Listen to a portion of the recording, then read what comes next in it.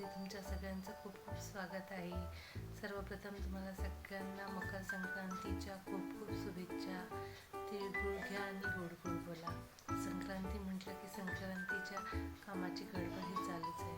काय काय कामं चालू आहेत ते तुम्हाला पुढे ब्लॉगमध्ये दिसणार, पण त्या अगोदर चॅनलला लाईक शेअर आणि सबस्क्राईब करा। Keep watching. Good morning. आज आहे संक्रांतीची साफसफाईची सगळी गडबड आणि त्यात आज आलेला होता नळ आल्यावर मग आम्ही जास्तीचे कामं काढले होते। मिस्टरांनी गच्ची धुवून दिली आणि पायऱ्यावर सुद्धा पाणी टाकलं आणि पूर्ण हॉलमध्ये वरती सगळा हॉल धुवून दिला त्यांनी आणि हॉल धुतल्याच्या नंतर सगळं राहिलेलं पाणी मग ते मॉपनी काढलं। खूप 3-4 वेळेस मॉपनी पाणी काढावं लागलं। त्याच्यानंतर ते पाणी निघल्यावरही नंतर दंडीने सगळं कोरडं करून घेतलं आणि फॅनही लावला, त्यामुळे तरी लवकर झालं, नाही तर इतकं पाणी कसंच निघत नव्हतं ते। तर त्यानंतर मग आम्हाला खालचे घर झटकायचे होते, मग मिस्टरांनीही खूप मदत केली। पूर्ण घर ते झटकून दिलं मिस्टरांनी।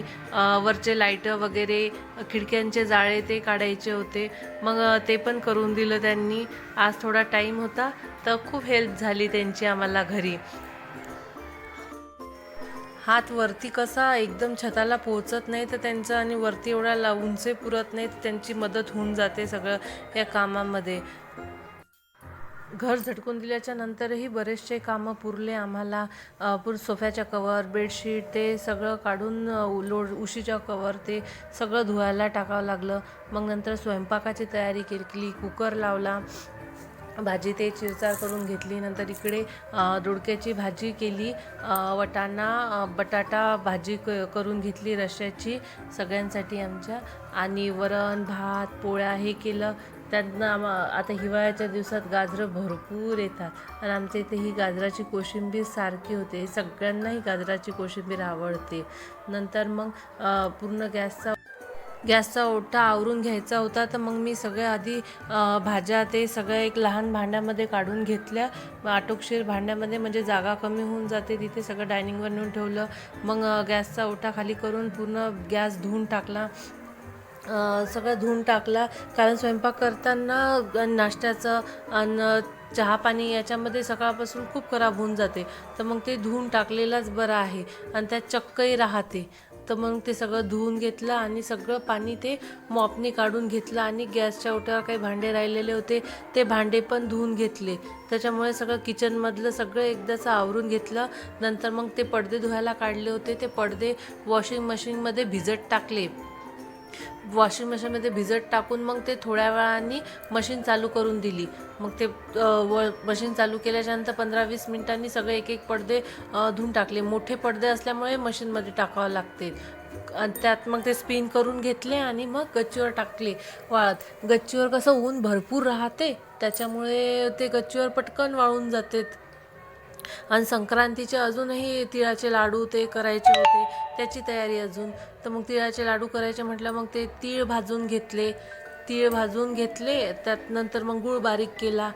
गूळ बारीक करून ते तीळ जे भाजलेले होते ते वाटून घेतले मिक्सरमध्ये सगळे।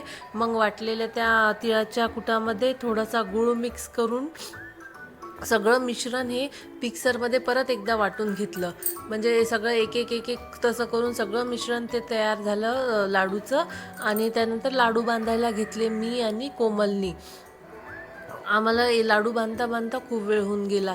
संक्रांत म्हटले की सगळ्यांकडेच तिळाच्या रेसिपी राहतेच, काही ना काही लाडू राहते, चिक्की असते तिळाची, अजून काय म्हणते गड्या कोणी तिळाच्या पोळ्या आहे, ते काही ना काही चालूच राहते तिळाचं। आणि त्यात आमची राजवी मधी आमचं लुडबुड चालू होतं की मम्मा मला करायचे आहे लाडू, मम्मा मला लाडू करायचे। त्यात तिनेही सुद्धा आम्हाला मदत केली आणि अशा प्रकारे आमचे हे लाडू झाले संक्रांतीचे तयार।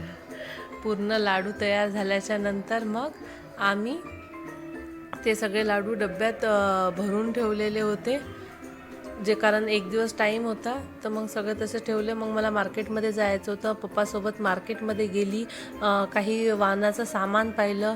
वाणाचं सामान भरपूर आलेलं होतं, काही वाणाचं सामान घेतलं। मेहंदीचे कोन आणि सुगडे घ्यायचे होते, ते सुगडे पण घेतले। 2-3 ठिकाणी पाहावं लागलं, त्याच्यानंतर मग ते सुगडे भेटले।